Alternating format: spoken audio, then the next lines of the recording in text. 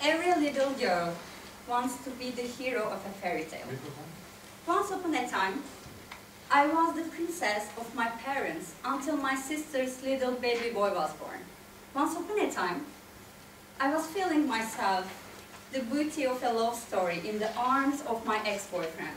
Obviously, it's not a happy ending love story at all, as I mentioned about my ex-boyfriend. I don't think fairy tales always has a happy ending. But there's always something you win, something you learn. And I'm going to tell you a story of mine today, which I'm still smiling when I think about it, and it is an absolute happy ending. In 2012, I was struggling to write my PhD dissertation.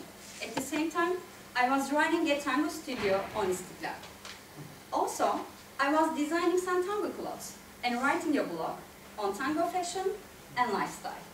One day I called Tuba and told her I was gonna be the editor of the first tango magazine of Turkey. She said, "Congratulations, Buket, you got the 1 millionth job title of your career."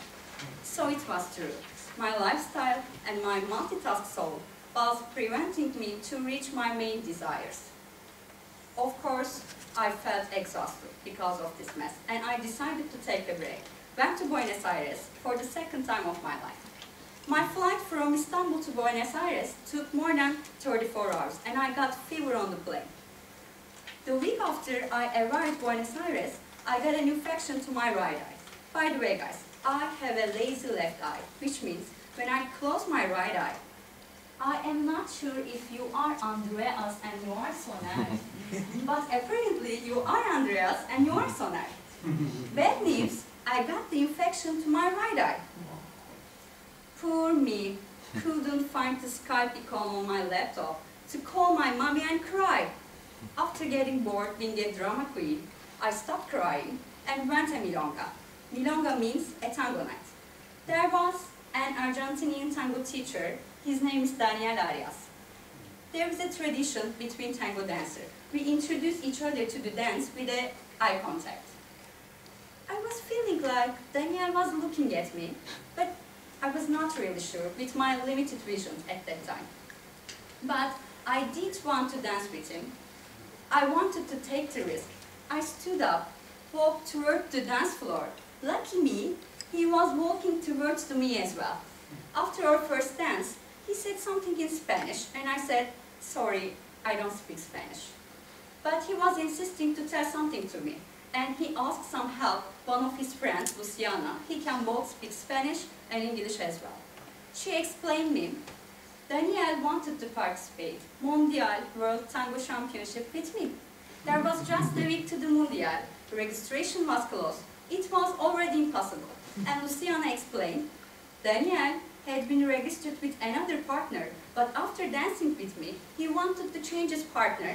It is possible if I was older than 18. Today, I'm in my 30s, so in 2012, for sure I'm older than 18, and I said, okay, we practiced a week.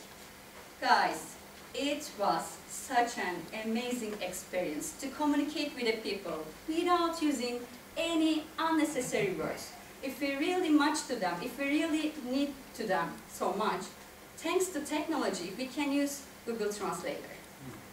After a week, we were dancing in qualification session. We passed the qualification, we passed the semifinals, and then we were on the final. The dancers who can make it to the final were already celebrated and have a chance to dance in front of the millions of Argentinian people. Do you guys remember how Turkish people used to be really obsessive about the Eurovision Song Contest? Everybody was watching it on TV, everybody was talking about the favorites. For Argentinian, Mundial means the same. Also, today, I'm still the only Turkish dancer who can make it to the final, so it means a lot more to me. The fairy tale didn't finish on the final. We couldn't take any place on first six, but at the end of the competition, hablo un poquito español, which means I can speak a little Spanish.